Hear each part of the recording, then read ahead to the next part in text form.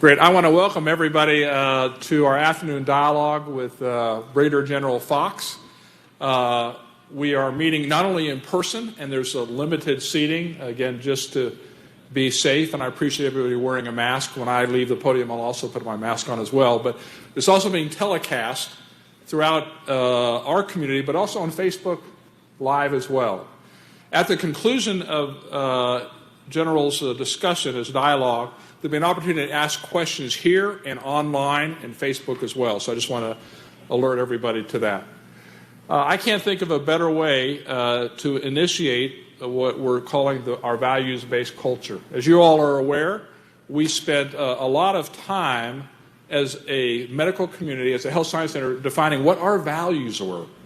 They're not just merely words on a screen or on a poster somewhere. They are the values that we embrace that unify us and motivate us to be the best that we can be. They're service and teamwork, accountability, advancement, respect, and integrity. A living, breathing organization, not just words. So to kick off this initiative and to help us determine how we can take values and make them a part of our culture and to make us better, I can't think of a better way to do that than to have a dialogue with Brigadier General Fox. Now, by the way, in their family, there's always a brother or a sibling that motivates you to be more than you should be. And so I have to be remiss if I didn't introduce Steve Fox as well, who everybody knows as well. And I want to thank you, Steve, for being here, as well as the General. Now, I'm actually not going to introduce the General. I don't rank high enough to do that. But I do have someone here that's very special that will do that, and that's Jeremy Maston. Jeremy is a Marine Corps veteran. He served in the Philippines in the combat engineering officer, if I'm not mistaken, and then after that became a condolences officer. He visited families that lost loved ones in service to our country to notify them and to provide comfort and compassion. And Jeremy brings that same comfort and compassion, that same commitment to our university as well. And so it's my pleasure to introduce Jeremy Maston, who will introduce the General. Jeremy, please welcome.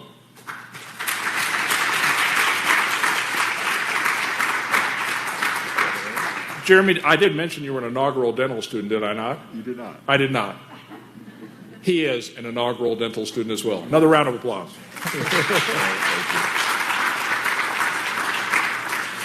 Good afternoon, and thank you, Dr. Lang. So it is my honor to introduce you to our guest speaker, retired United States Army Brigadier General Jack R. Fox.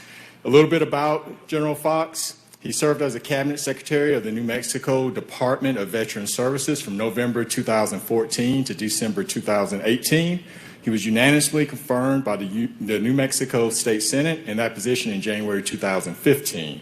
Prior to this appointment, he served with the Army Reserve, and the New Mexico National Guard. General Fox is a graduate of the New Mexico Military Institute and New Mexico State University. Upon graduating with a Bachelor of Arts degree in government from New Mexico State University, he was commissioned as U.S. Army's second lieutenant in infantry in 1969. While stationed in Fort Benning, Georgia, he earned a master's degree in education from Georgia State University. Go Panthers. Following his initial retirement in 1995, General Fox taught social studies at Hereford High School in Hereford, Texas, where he was selected as the Coubre Teacher of the Year in 1998 and 1999. He was coached for the girls' softball and cross-country teams. In 1999, he was selected as Commandant of Cadets at the New Mexico Military Institute. In 2004, he was selected to serve as president of St. John's Military School in Salina, Kansas. In 2007, he was recalled to serve as Deputy Adjutant General of the New Mexico National Guard, a position which he held until his retirement in 2010. He is a member of the New Mexico Military Institute Hall of Fame, a New Mexico State University ROTC Honor Company. He is a lifetime member of the Veterans of Foreign Wars and the Vietnam Veterans of America. He is currently serving as a member of the Board of Trustees on the Higher Learning Commission. Most importantly, General Fox and his wife, Marvine, have been married for 52 years and currently live in Placitas, New Mexico. So please join me in welcoming Brigadier General Jack Fox. Thank you, General. I've got to tell everybody there's very few Georgia State graduates in this part of the country. So I told Jeremy I'm not trying to bust his or inflate his ego. Probably he whatever accolades you give him he deserves. But you know, to run into another Panther in El Paso, Texas, doesn't happen every day. So if I get this thing to work, all right, here we go. Values-based leadership. This is what I want to talk to you today about, and just a little background to go on. I've spent my whole life in the leadership business, and to me, you can't have values in an organization unless your leadership has those values. And I'm looking at all of you today to leaders. So I'm going to talk a little bit about leadership as we go in this. And my experience as a leader started when I was in high school at New Mexico Military Institute. I was a squad leader my senior year in high school. And I learned how to deal with other young men. And then I went in and on into the military. And in 1970, as a second lieutenant, I commanded an infantry company. In 1973-74, I commanded an airborne company. Then when I came to the National Guard, I commanded an air defense battery and an air defense battalion later on. I was chief of staff, became chief of staff for the New Mexico National Guard, and then in 2007, when I came back, I was responsible for the readiness and training of the soldiers going to Afghanistan and Iraq. And I'm telling you that as a little background when I say I've been in this business a long time, and not to mention as an educator and leadership and education. And so I'm just laying that as a background that I didn't just walk in one day. All of you will grow as leaders. And you don't know what challenges you're going to face. But I'm going to say if you don't have values, if you don't have integrity, and we'll talk about this later, then you're going to fail. You're going to fail. I also understand that I am standing in the way of lunch. And I feel like, and I'm going to say Dr. Andrea Towney is a wonderful lady and a great friend. She set me up. Nobody wants to stand in the way of lunch. But real quick, I throw that up. I'm not going to try to kill you with PowerPoint slides, but I think it'll help all of you, especially when you're watching somewhere else. But leadership definitions have grown, and there's a new one now. But, bottom line, what is leadership? You're trying to get people to do a job.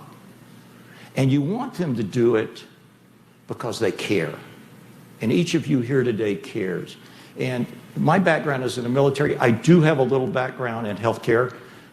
For 2 years, I had oversight of the New Mexico Veterans Home. And we were dealing with end-of-life care. And so I do have a little experience when I talk about doctors and nurses. And I'm trying to relate this to the military. And by the way, my daughter-in-law is a nurse. And she and I have talked long and hard about the trials of COVID and what you have undergone. And I fully appreciate the background that you have after the events at Walmart and what you were able to do. And I salute you. And I'm just impressed with all of you here. And I'm honored to be in your presence. I'm just going to throw some thoughts. I'm not going to talk about all these and bore you to death. But I want you to think about some things. And I started off with my favorite leadership quote of all time. How many people have heard of Harry Potter? Professor Dumbledore. That's my favorite quote of all time. On your values and leadership and who you are. It's the choices we make rather than the skills we possess that determines who you are. I have had the blessing to work with men and women my whole life, and those that had made the right choices, they may not have been the smartest book-learning person in the room, but they were the best people in the room because they made choices. And making choices is hard because there's always consequences. And you're going into the medical profession, and I would say you're going in, and the reason I start with that, you made a choice to go in a medical profession. People in the military made a choice to go in the military. You guys and gals here have a skill that allows you to go to a higher level and care for people. But you made that choice. You want to care for people. Your job, whether it's in the dental school or whatever, your job is to save lives and make lives better. Soldiers, airmen, Marines, Coast Guardsmen, their job is to protect people so that you can care for them. So we have similar missions. And I want you to think about that. You're soldiers. You didn't know it, but you're soldiers with a valiant mission. Just some other things. If you're going to be a leader, I'm going to point this out. A leader lives in a glass house. And I talked about this morning. Have you ever heard of a guy named John Gruden? How many Las Vegas Raider fans are in here? He lived in a glass house, but nobody told him that. Sometimes the sins of our youth do follow us, and he wasn't young when he committed his errors. So leaders live in glass houses, and I don't care who you are, you live in a glass house if you want to lead people. Another thing, I'm going to tell all of you, and you're doing this now, I'm blown away at your dental clinic. Don't be paralyzed by doubt. So many leaders are afraid to do anything. You here are not afraid to do anything. You are leading on the forefront. You're taking risk in what you do. But if you don't take risk, you're not going anywhere. And I think that's so important. Tradition and change. But every leader has to have a vision, and I think you have a vision here. And I talked to Andrea. I said, who had the vision to do this? And she was telling me about those people. That team of men that had the vision to create this wonderful facility here in El Paso. That took a vision. They had to know what they wanted to do. And so they had a direction. And when you have a vision of where you want to go in life, you can focus on where you want to go. It allows you to keep coming back. If you don't have a vision, how do you know where you're going? Traveling is a lot of fun, but if you don't know where you're going, you may not know when you're there. And you got to measure. I'm a big deal on, measuring. If you don't measure where you're going, you're not going to be successful. I'm just going to throw this out. We spent a lot of time when I was secretary, and I'm just throwing this out because I know you do this. What did we want to do? What was our vision? We wanted to be the best agency. Well, how do you be the best agency? You have to measure that. Everybody wants to be the best. How do you know when you're the best? So we targeted 3 things, and I'm not going to go into all this, but we said we're going to have 3 things that we go back to because we're going to stay, our azimuth is true north, and we're going to go back to it. And so you have to have that vision to direct you back to where you're going to go because we're all going to get off track. Life happens along the way.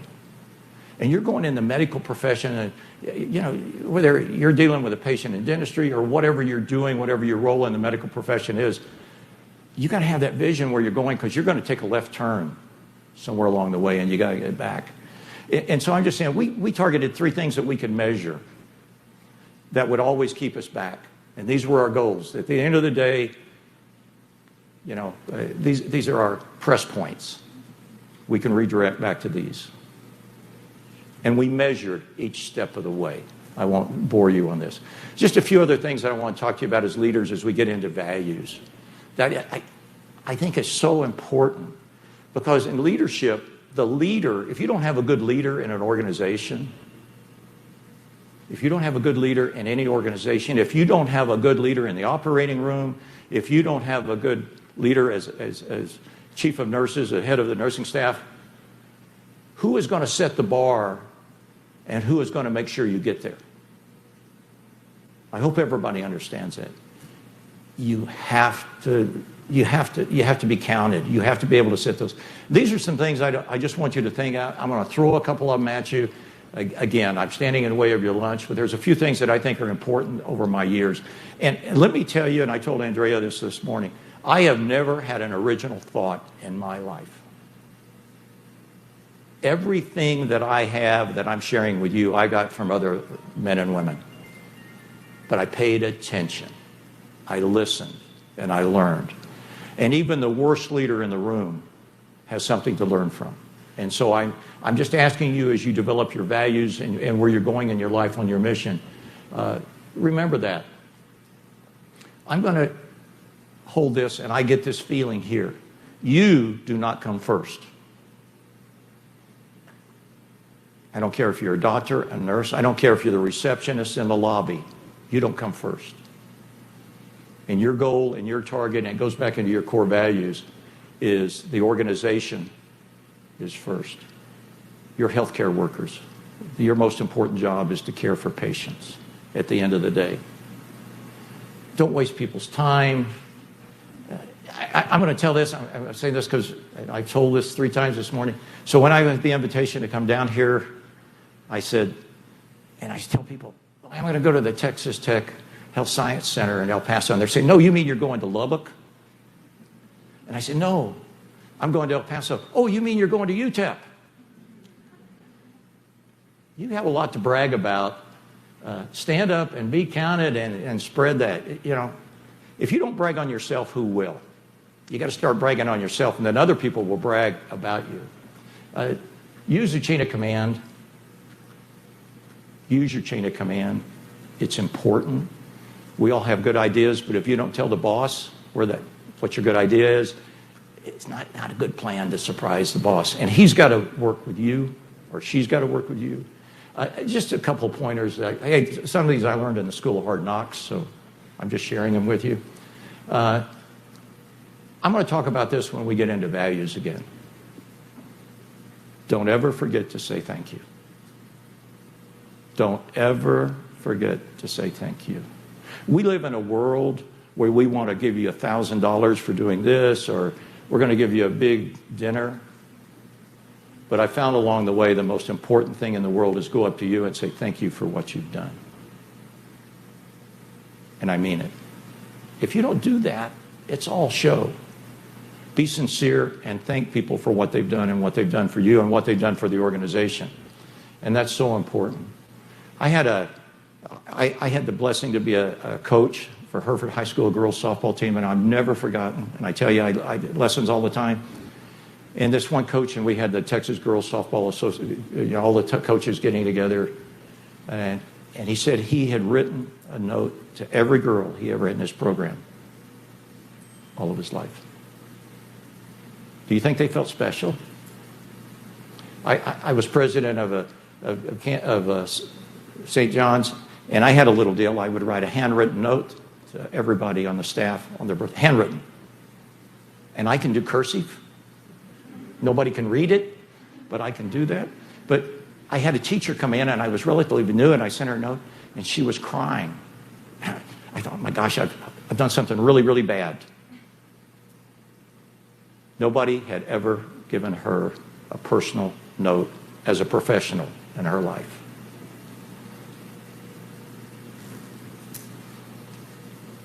Be of good humor. That's so important for all of you. Be of good humor. I'm a historian, and you've got to, the leaders that are the best are the ones that kept their sense about them. And everybody has bad days. You don't share your bad days. Be calm. One of my favorite stories, General Grant and General Sherman, and General Sherman said this about General Grant in the Civil War, and he said, and General Sherman was a high, excitable guy, and, shells are going off, and leaders in those days really up front. And he said, they're in panicking, and he'd look around the few times he was with Grant, and what's Grant doing? Grant is sitting on a stump, chewing on a cigar, whittling, and calmly telling them what to do. He calmed the situation down.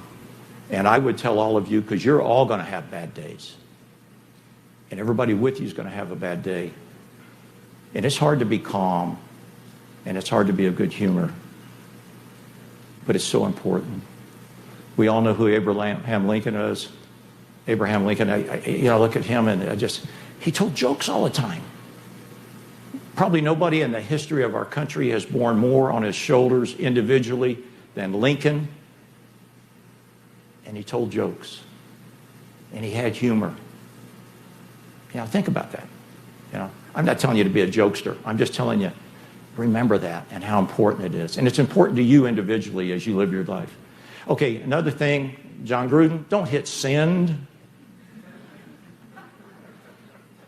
You know, if you don't walk away with anything else today, you all have the right to get mad. You all have the right to have a bad day. And you all have the right to think that Dr. Lang, blah, blah, blah. Just don't hit send. It may help you to relieve the tension to write it out and then delete, delete, delete. You know, in this day and age, I was recalling, and I come back and I'm dealing with technology, different level, because I'm in the Army. I'm trying to learn the acronyms again. We're dealing with really important stuff. And I had a colonel that sent this email and he sent it to everybody. He just didn't send it back to the person he sent. So I had to go down and talk with colonels, very mature men, about don't hit send. Don't hit send. Take time to listen. Take time to listen. Yeah, one of the things that we really made soldiers do, and Jeremy, I think the Marines probably did this, no matter what you did, at the end of the day, you tried to listen. I just told you, everything on that board I learned because I listened to other people. And I don't care who it is in your organization, if you don't listen to them, you're not doing your job. Somebody has to point out that you have a few warts and blemishes. And if you're not willing to listen to that, you know, you got to have your vision. You can listen and you can still go forward. But we all know if somebody listens to us, big ears, small mouth, say very little. Praise in public, counsel, you all know that.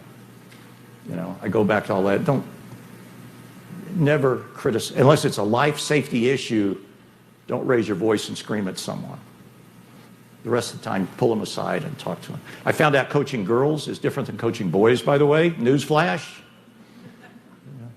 I still, I was a hardcore boys coach and coached for years, and I was a soldier, and I'd get with soldiers, and I found out I could, and I'm going to use this, I chew out, but I could take let's just say a baseball player, and I could just get on him and chew him out in front of the boys. That motivated him to be better.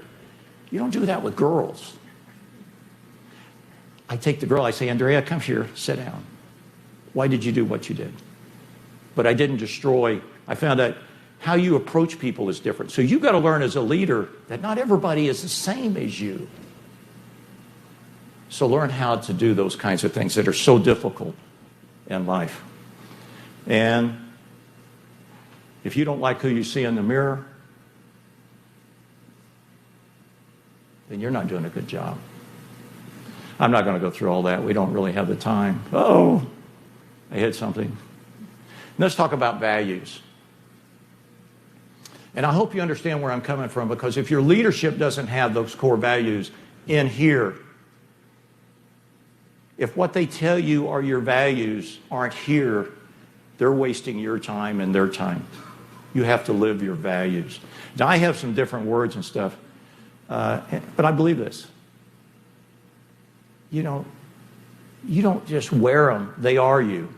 And I've come away with the sense, being here today, that you are your values.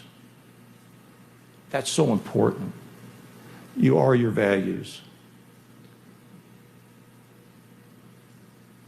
Think about this. Values are not words. They are people. I get the feeling, being here today, that as you grow and as you mature, all of you are becoming the values you talk about. And you have to do that. And it's so important when you get in the healthcare business and as soldiers. Are you authentic? Are you authentic? What do your values demonstrate to the public? I want to talk about transparency in a few minutes. But this is part of who you are, and as you're growing your values. And as I told Dr. Towney, I think because you're still relatively young, you're probably, what are you, Dr. Lang, third grade level or sixth grade level maybe, but Okay, but you know where I'm coming at. You have a chance to really grow these, and your actions and beliefs are to the public. It's a good friend of mine. I work with a Canadian military school, and he's been an inspiration to me. But I like this. If you have to talk about your values, you're missing the point.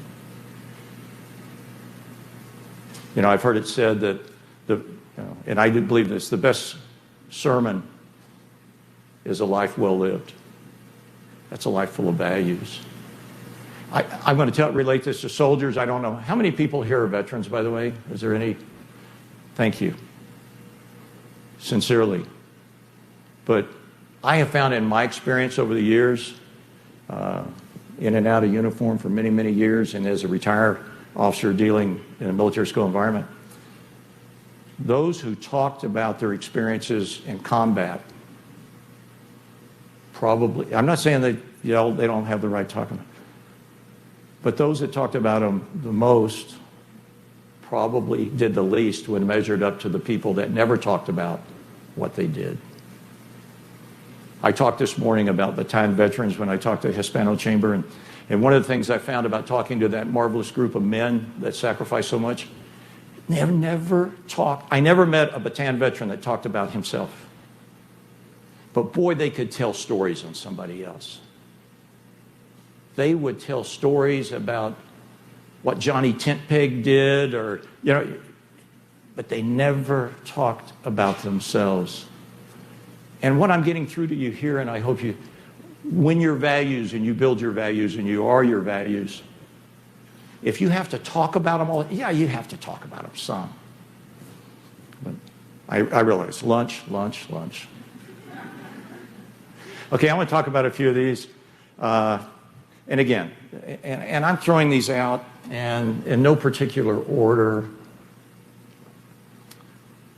Trust. You know, I come to you when you're a medical professional because I trust you.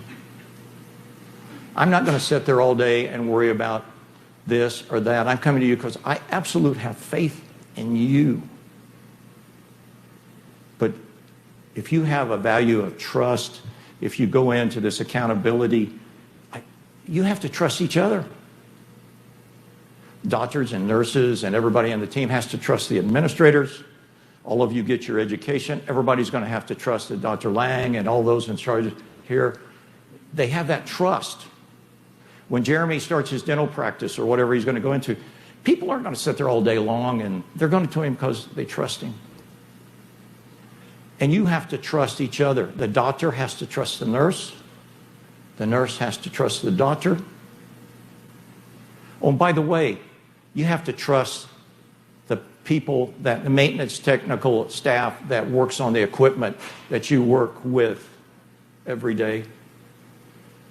You have to trust them. That element, that's the ground. Trust is so important to who you are and what you are.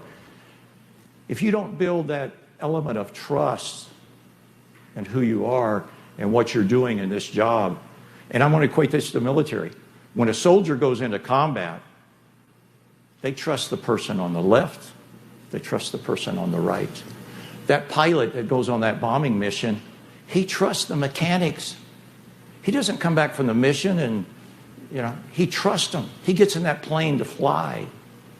That element of trust is there. Wonderful story really quick. This guy is going along. He's flying in an airline and terribly, and everybody's scared. He's sitting by this little kid, and the only person calm on the plane is the little kid. And the guy finally says, "How can you do this?" He said, "The pilot's my dad. I trust him." You have to have that kind of trust when you build your team and set your values, whatever they are. And that's so important in everything we do. That element of trust. And you have to have that. And I think it goes into, I've got a couple of things I want to cover here. And I want to talk about high reliability. And that's so important about you are. And that element of trust, that environment. And one of the things I found, again, I dealt with end-of-life care when I was the overseer of the veterans home, and I worked with staff and everyone there, and there was a situation that, you know, you guys are medical. I don't know how many 100,000 organizations come and inspect what you're doing and look at hospitals and whatever you're doing. And, you know, you had this feeling, and I don't mean this bad. So when I say covering up, please don't misunderstand what I'm saying. But we didn't really want to talk about our failures. And I'm naively coming in as a soldier, and I said, let's talk about our failures. Well, you know, we're busy, and why did we fail? Why did you almost give the wrong drug to Jack? We covered up, and the feeling was, boy, I'm glad we didn't do it. The feeling should be, hey, you know, I'm not mad at you, but listen, why did we do it, and why do we fix it? How do we fix it? You've got to talk about your failures. You have to talk about your failures. And that's a higher level accountability, and that's on you. Each one of you in this room, are you willing to admit that you made a mistake? God forbid somebody dies. But it's like a soldier. You have to have that higher level accountability. You have to have a plane up here. You're dealing with human lives. You're here because you care. Well, if you don't hold yourself to a higher level of accountability, Jack Fox is, and I'm just going to go to you because I trusted you. You have to, as a profession, have to hold yourself to a higher level of accountability. The United States military has to hold itself to a higher level of accountability, because if they fail, we all fail. And they're in the public every day. And the public sometimes wants to focus on the warts and blemishes and not the successes. You will always be judged by your failures, but you won't have those if you hold yourself accountable and that higher level of accountability.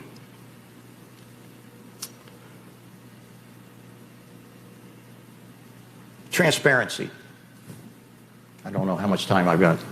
Transparency. I want to talk about patient care. Transparency. I'm a big believer in this. Are you who you say you are? Are you a transparent organization? You know, at the end of the day, the evaluation is going to be when you're practicing. I don't care whether you're a dentist or you're a surgeon or you're a nurse, you know, their patient care is what you're about. And we've all experienced this. I hope not all of you, but I have, when you go in. And I want to say it starts with the impression of your facility, your team. That custodian that cleaned your doctor's office, if I walk, I'm from the Army, so I walk around, and if there's a piece of paper over there, I'm saying, uh-oh. But it starts. So your team is everybody. It starts with your custodian and your receptionist. I don't know if you've ever walked, I have. You walk into the doctor's office and your receptionist has really had a bad day, and she really doesn't care about you. So how do you think when you get in to see the doctor? I'm going to share this with you because you're medical. My wife has a new doctor, and she went for the first time to meet him and had a male nurse, and she was talking about a certain medication, and the male nurse was gruff. And, oh, yeah, we can't do that, and we don't believe in that. And so when she saw the doctor, she was already ready for war. Transparency. You are open to the public. You have to be transparent. You have to care, because if you don't care for those patients, you failed. I'm not talking about in surgery and, you know, I'm talking about just patient care. You're not going to please everybody all the time, but your goal is patient care. That's your goal.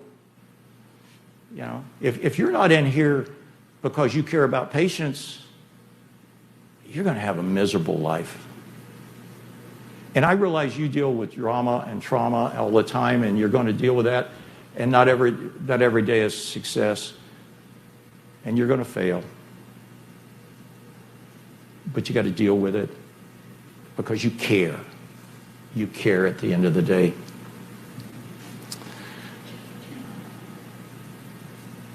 Justice. Justice. This is important to me because I experienced this. We had a small facility, and I hope this relates to you. And there's a lot of values that can roll into justice. So please, fairness, equity, all these things come into that. But, what is fair? Justice. What is equal? We live in a world today, and you've gone through COVID. I can't tell you how much I appreciate what you have done, and everyone in the medical profession. And just a side note, as I get into justice, I was overcome with this. Steve and I are blessed with bad stomachs, lifetime of, acid reflux and all those things. And my gastroenterologist and I was going some tests, and COVID happened, so I didn't get to see Dr. Muir for a long time. And so we're doing a tele meeting, and I have no idea what she was doing, but she wasn't doing gastroenterology. And we're sitting there interviewing at the end, and she said, any questions? And I looked at her, and I said, Dr. Muir, tell me how you're doing. And she teared up.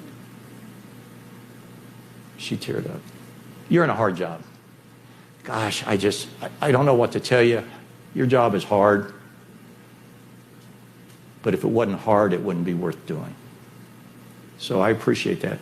But justice, I'm going to tell you, we live in this world today about, you've got a nurse that's been with you for 20 years and you need more nurses. And what do? You pay some super bonus. I'm not saying you. I'm just saying I saw this. Man, we're going to get somebody new and we're going to pay them all this money, but we haven't taken care. We didn't value the worth of that person that sacrificed and been with you for years. I think the advantage the military has is we reward special skills, but every 2 years you're going to get a pay raise. And it's fair and equitable because you're a major, you're going to get a major's pay. End of the day, you got it. That's fair. But when you live in a world where you're trying to be competitive and give somebody a great new deal, what about the person that slaved with you for all those years? Or you've got your own practice. That receptionist has been with you 5 years and you've never given her a pay raise? Is that fair? Is that justice? I'm a big one on that. And I found this. I started in there. Our CNAs, what's the backbone when you're dealing with end-of-life care? Is that CNA. McDonald's and TRC was paying more than I was paying CNAs. And how are you going to operate without CNA? Probably the backbone of your organization. It starts right there. And yet, when you're paying them $8.63 an hour and McDonald's is paying $8.60 or $8.75, hey, is that justice? Is that, I'm trying to build these, and I hope you can fit these in. Authenticity. And I like this. I'm going to throw this into the teamwork that, I believe in what you are, but authenticity. Are you the leader that you say you are? And each of you is going to be in this thing. And my daughter died several years ago. And we were in the hospital and we're going through all the grief and emotion. And we had a young man who was sitting by her and my wife are down the hall and she coded out and people are running. And the guy's leaving the room and he's bawling. And I was busy and my wife and I were traumatized. And then the next day she's in ICU and it's the end and we're trying to make the decision to pull the plug. And all the emotions, we're waiting for my son to get in and Steve is trying to get up and the nurse that's there, she's a saint. But when my daughter died and we finished all that, she had to go in another room and deal with another patient. And why wouldn't she had to smile and be uplifting and cheerful? Or the doctors that came in and had to tell us it was over. But then he's got to go to another room and smile and be encouraging and pumped up. And I don't know how you do that. I don't know how to do that. I would tell you in the Army how we would do it. We'd sit down and we would try to talk and we would settle down and Johnny, are you okay? Johnny, what did you think? Now, we failed a lot. And we're looking in a world of PTS and suicides, and I understand all that. But you got to talk. But I've always wondered, I know at the start of the day you may have huddles or whatever the fancy, at the Veterans Home we'd have huddles. They would. I'm just kind of sitting out there, They would huddle, and they get to the day. But who sat down with that nurse that lost a patient at the end of the day and just talked to her before she went home? Or talked to that doctor?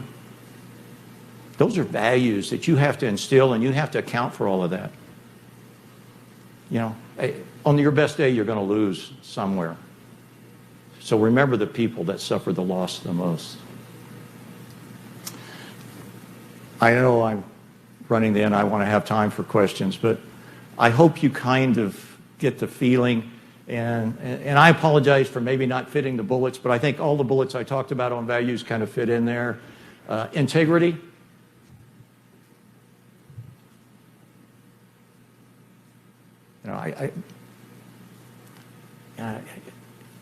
People don't pay attention to that. Are you honest? I go back to that thing. When you look in the mirror at night before you go to bed, have you been truthful and honest? And I really appreciate it. I love your values here. Your challenge is, will you live your values? That's the challenge. Let's see if there's anything else. Courage. You've got to be bold and have guts not just to walk into the room or do whatever you're doing, but you have the courage to stand up and be counted and tell people where they are and what they're doing. I can't give you courage. There's no easy button. But if you have values and you have integrity, I guarantee you, you will have courage, because you will always do the right thing for the right reason. Hey, these are just some bullets. Knowledge, keep learning. Keep learning. Military, I go back to George Patton. Every day of his life until he died, he read military manuals on how to be better. You want to get in the leadership business, you want values.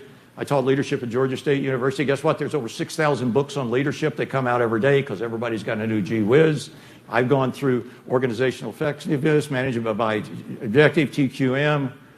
Hey, it's just people. It's just people. Be optimistic. Inspire others. I think the best leader, when you become a leader, your job is to train the next leader. And your prayer every day is that next leader is better than you. These are a couple of guys I've read. Work well with systems, concentrated work. I'm a big one on taking risk. I want to tell you, one of my heroes is my brother. He started at the bottom in the car business, cleaning floors and cleaning bathrooms. He's a risk taker. He's taken risks to get where he is. If you're afraid to take a risk, where are you going to go in life? Risks were taken by the men that had the vision to build this here. Risks were taken. You should appreciate that every day. Serve as models and mentors. As I get older, my greatest pleasure is working with young men and women. I love that opportunity. I was an honorary colonel in military school, and they said, "What's your job?" And I said, "I'm a grandpa for a bunch of young men." Okay, I'm giving this to you because you have to have an ethos. This is the Army ethos. The mission is always first. I will never accept defeat. I will never quit. And I will never leave a fallen comrade. Your American military does that all the day, and I have a feeling each of you do that every day, and will do it as you build your life in medicine. Final thought, I'm a big believer in vision. I'm on the Higher Learning Commission. I'm on the Board of Trustees. We're going through our new strategic plan. We've been Zooming to death. There is such a thing as death by Zoom or WebEx Teams and all of that stuff. But we spent meeting after meeting on identifying our values. Our values. And by the way, we measured our values. There was a discussion saying, you don't measure values. We've never seen sub-bullets on values. We have them.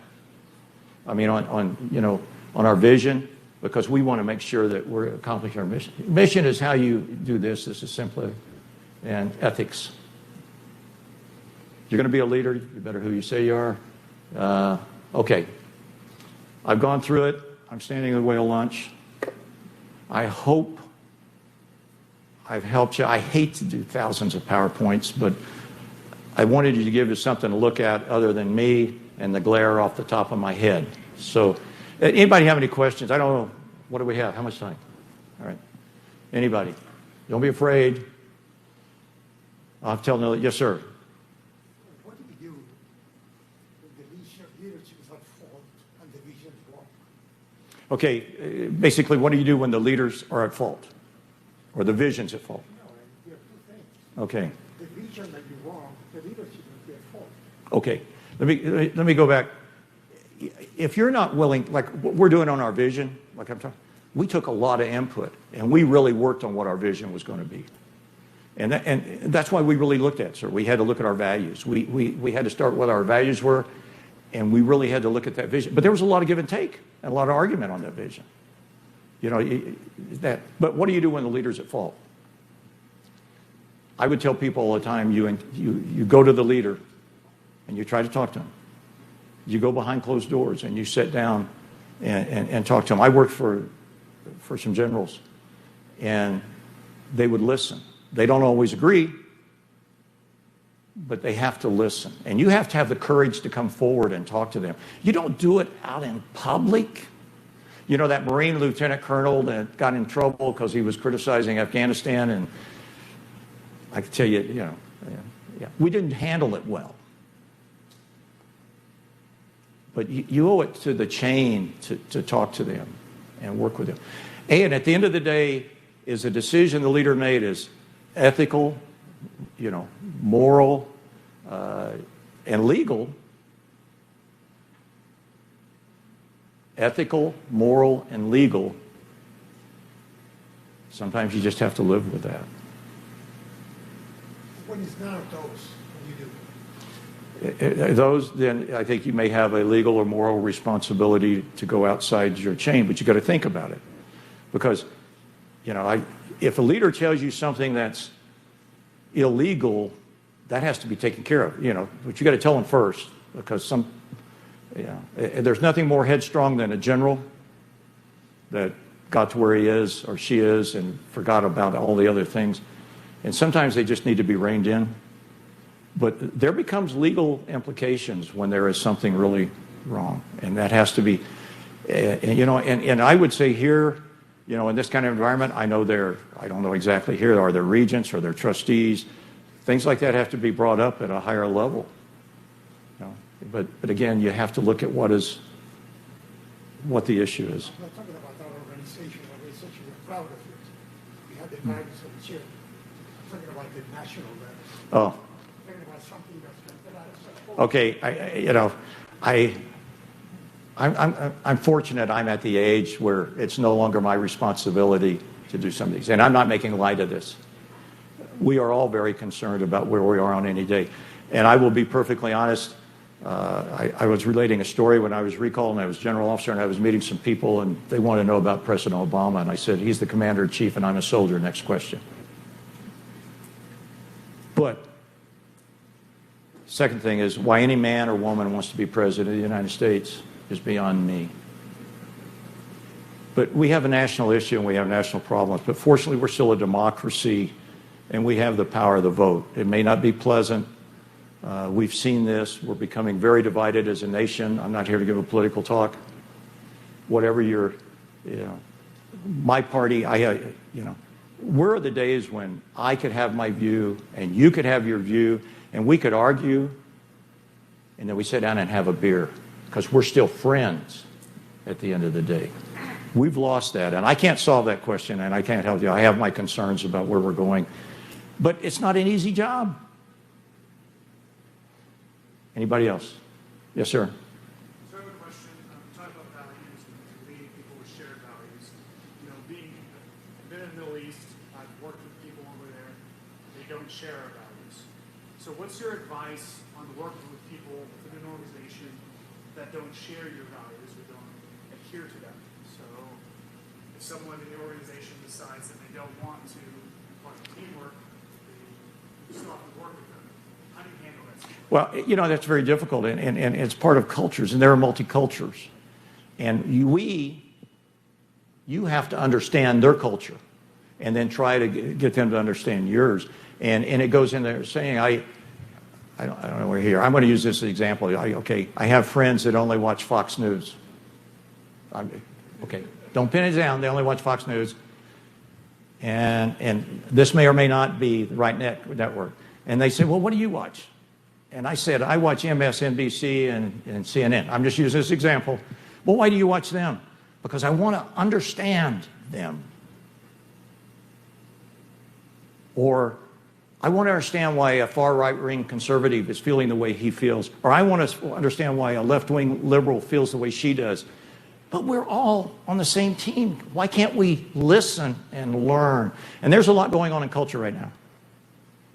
There's a lot going on in culture. And we have to be flexible and understanding. We're a nation built on multiple cultures and backgrounds.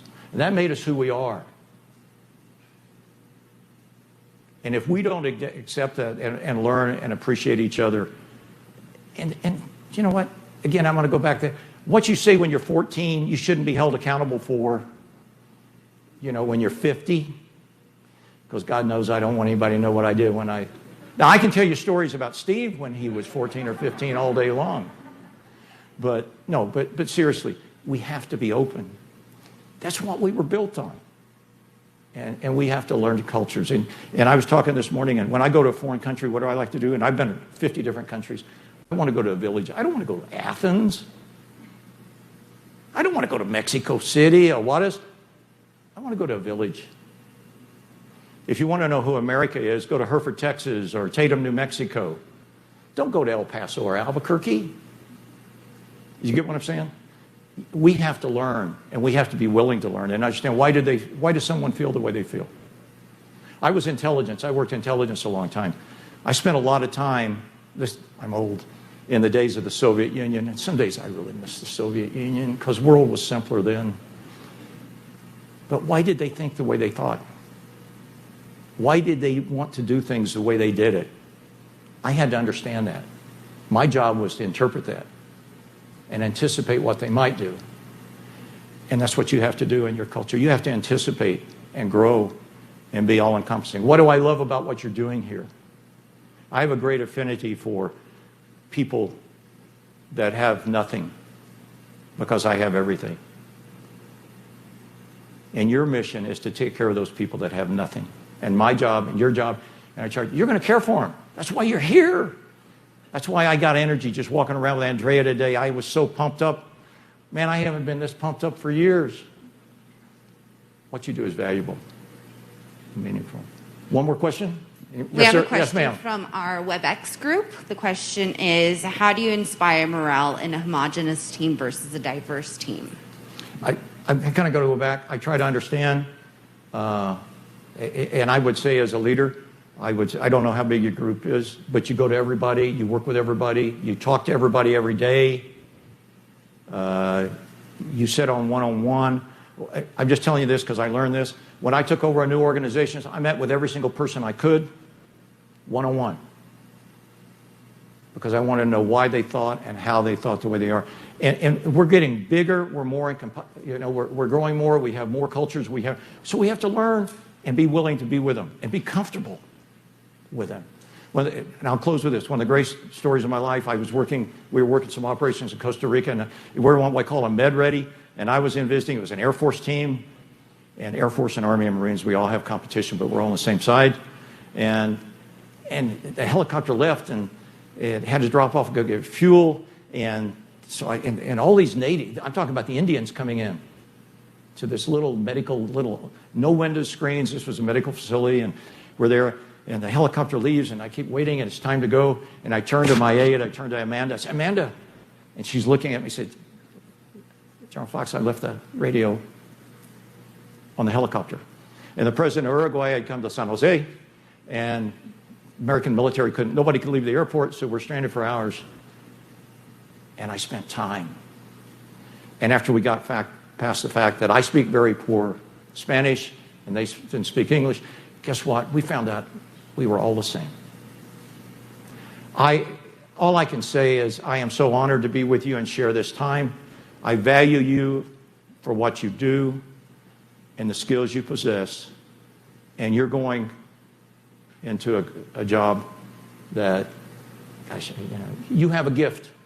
Value your gift and take care of people. Thank you. Thank you.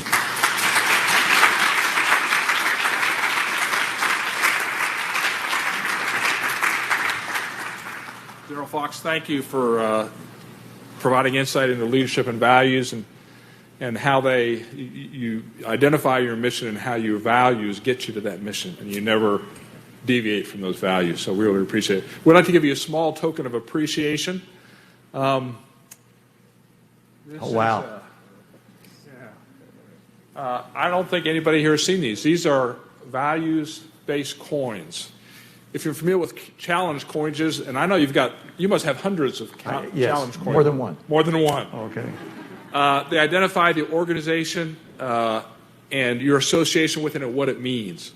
And it's our privilege to share these. This is, I think, the first set we've ever given out. So I want to thank you, General Fox, for sharing with us today. When you do it once, it's a tradition. If you do it twice, it's sacred tradition. Thank you. Thank you. Thank you, everyone. This concludes our meeting today. I want to thank everybody for joining us, your commitment to our mission and to our values, and those that have joined us online and Facebook Live as well. Thank you.